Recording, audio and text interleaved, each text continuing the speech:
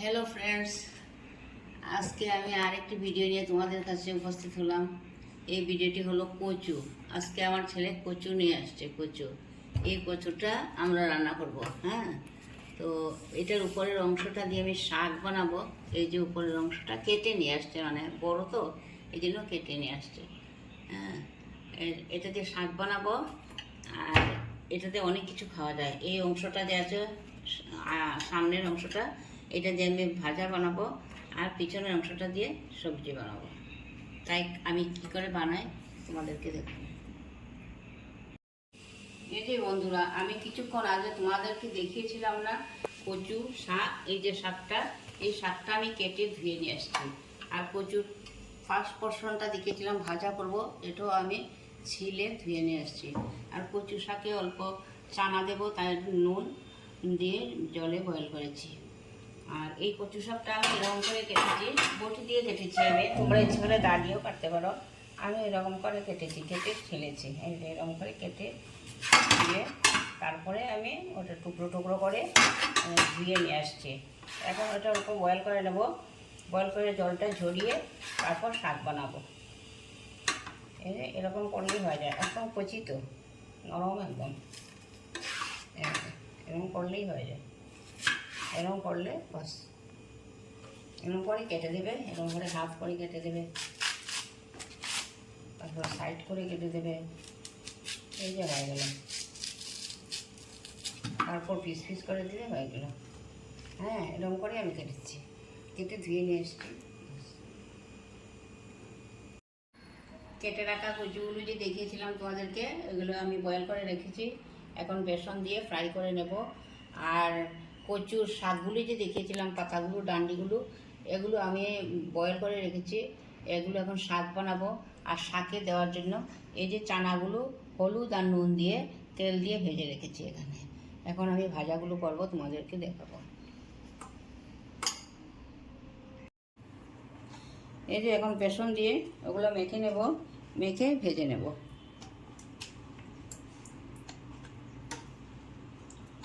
অনেক টেস্ট হয় খেতে। বেসনে লবণ দিয়েছো নাকি? হ্যাঁ হ্যাঁ, নুন আর হলুদ দিয়েছি বেসনে।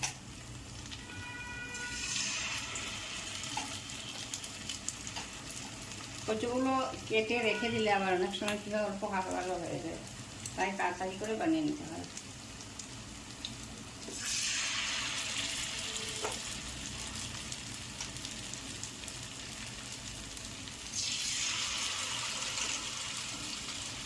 ফিল আপ করে দিলাম।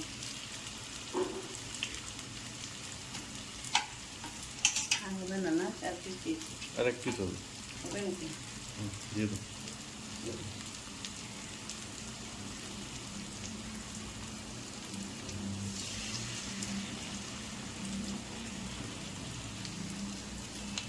ঠিক আছে না?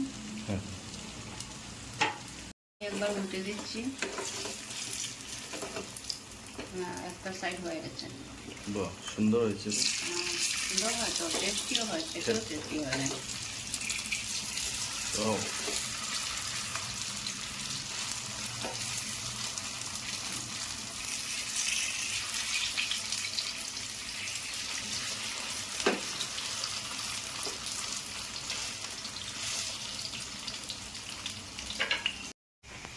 এই যে আমার মুচমুচে কচু ভাজা হয়ে গেল। দেখো কি সুন্দর হয়েছে, কি সুন্দর হয়েছে। দেখো মুচমুচে হয়েছে, সুন্দর হয়েছে কি না হয়েছে, বলো? ভালো হয়েছে, অনেক সুন্দর। অনেক সুন্দর, খেতে আরো ভালো লাগবে। খেতে অনেক টেস্টি হবে এগুলো।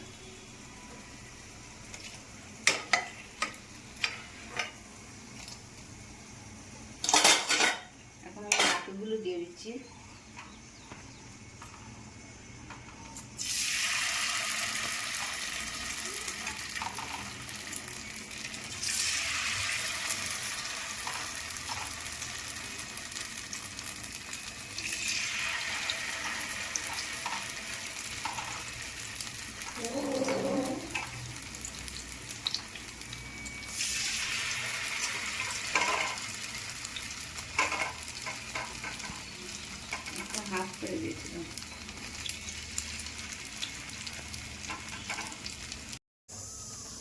এখন আমি শাকটা বানিয়ে নেব।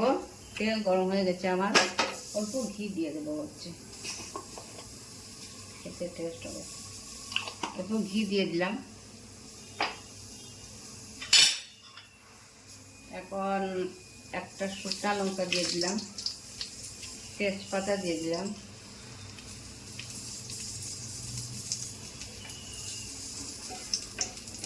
শুকনা লঙ্কা, তেল, ঘি, শুকনা লঙ্কা আর তেজপাতা। এখন পাঁচফোড়ন দিয়ে দেবো।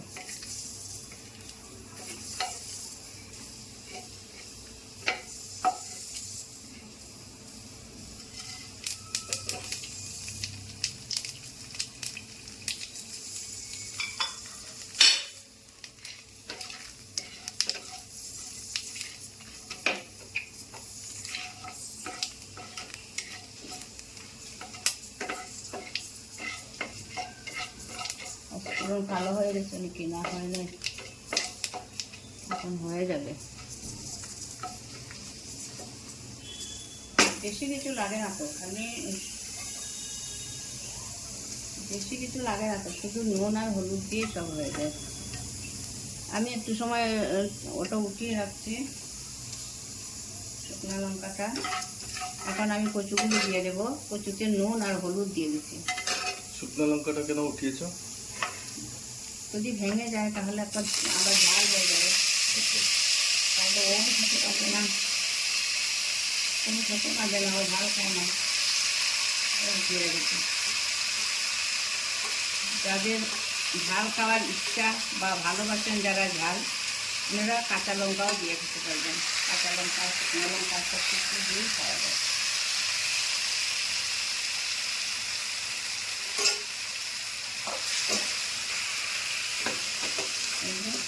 এখন আমি এগুলোকে পুরা ম্যাশ করে দেবো। একটু একটু করে হতে থাকবে, জল করতে থাকবে আর ম্যাশ করতে থাকবো আমি। লবণ তো দিয়ে দিয়েছো? হ্যাঁ, নুন আর হলুদ দিয়ে দিই, আর কিছু দেবো না। শুধু নুন, হলুদ, তেল, ঘি, তেজপাতা, শুকনো লঙ্কা, পাঁচফোড়ন।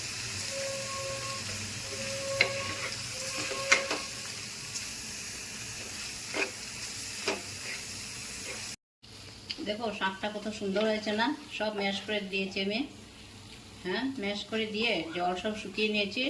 এখন আমি চানাগুলো ঢেলে দেবো।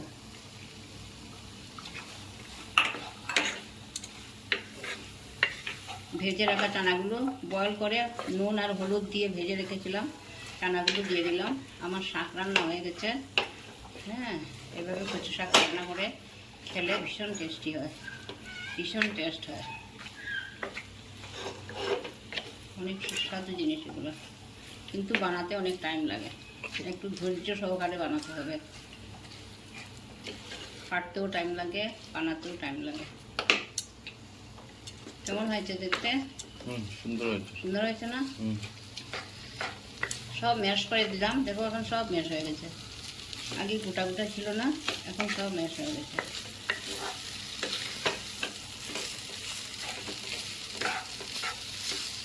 ওগুলো এই শাকটা আবার ইলিশ মাছের মাথা দিয়েও খেলে ভীষণ ভালো লাগে, ভীষণ সুস্বাদু হয় ইলিশ মাছের মাথা দিয়ে।